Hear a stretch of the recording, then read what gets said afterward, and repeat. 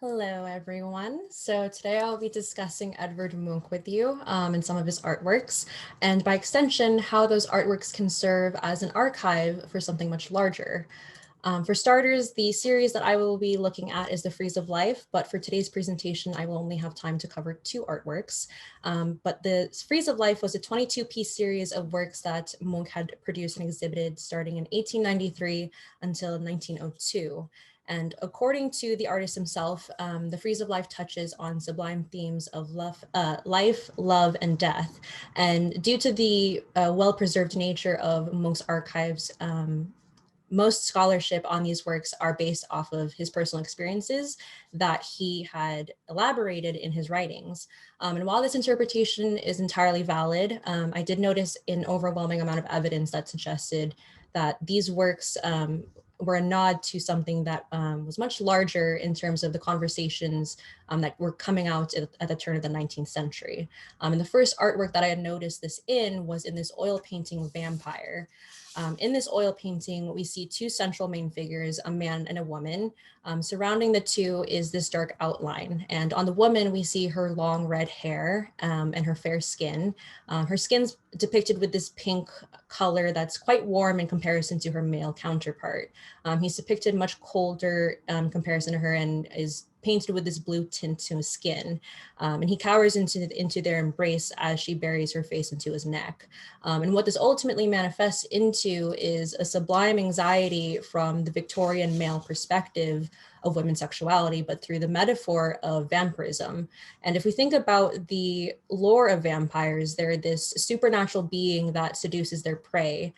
Here we see this metaphor implemented by Munch through the woman as she seduces the man through her false promises of affection, but instead she becomes his downfall by draining him. And we see a similar betrayal in a poem that Munch had written in one of his sketchbooks. In the poem, he discusses a man seeking out the affection of a woman, but then realizes that he had been poisoned. And consequently, he goes on to discuss the sort of loss of life that he felt after his engagement with the woman in the poem. So if we think back to the vampire painting, we see that blood is this recurring element of one's life force. And so we see it employed here through her hair. Her hair is this red color, just like blood, and her hair moves in this sort of fluid-like manner across her and the man. Although they nestle together in a seemingly loving way, we quickly realize that this is actually a very parasitic engagement as we realize that she's feeding off of him. And we see this same moment of a parasitic engagement through the Gothic novel Dracula in 1897.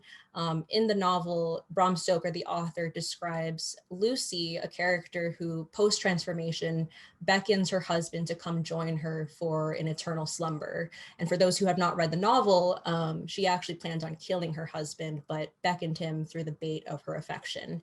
And so going back to vampire in Munch's interpretation, we realize that with this couple, although they're surrounded by this dark, mysterious aura, only the woman remains unscathed. And so we realize that this vampiric moment of sustenance is due to her consumption of his energy, his blood, and his life force. And we see it radiating off of her quite literally on her pink glowing skin.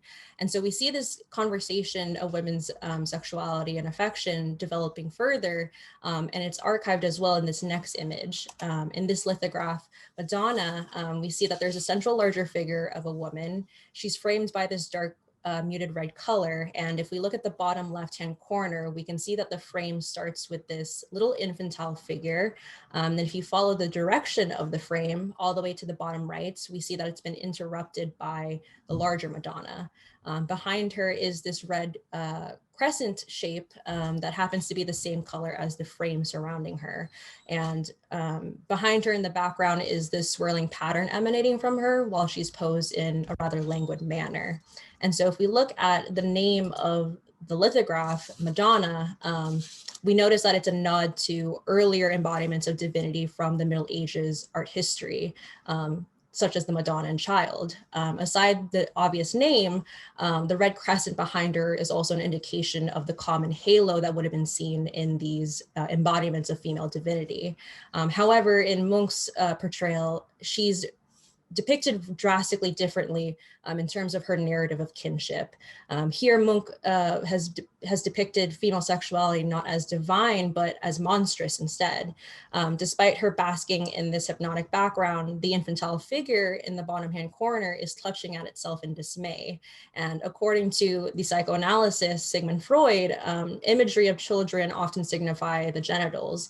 And according to Freud, this was an explanation or part of an explanation for his theories of the Oedipus complex.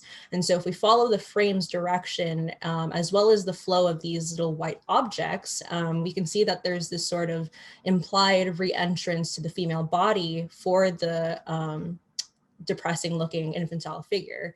And at the same time, this frame of her kinship and her bodily functions as a mother also act as her imprisonment. And in a poem dedicated to this artwork that Munch had written, he describes the sort of freezing effects of his lust for a woman that he calls my Madonna.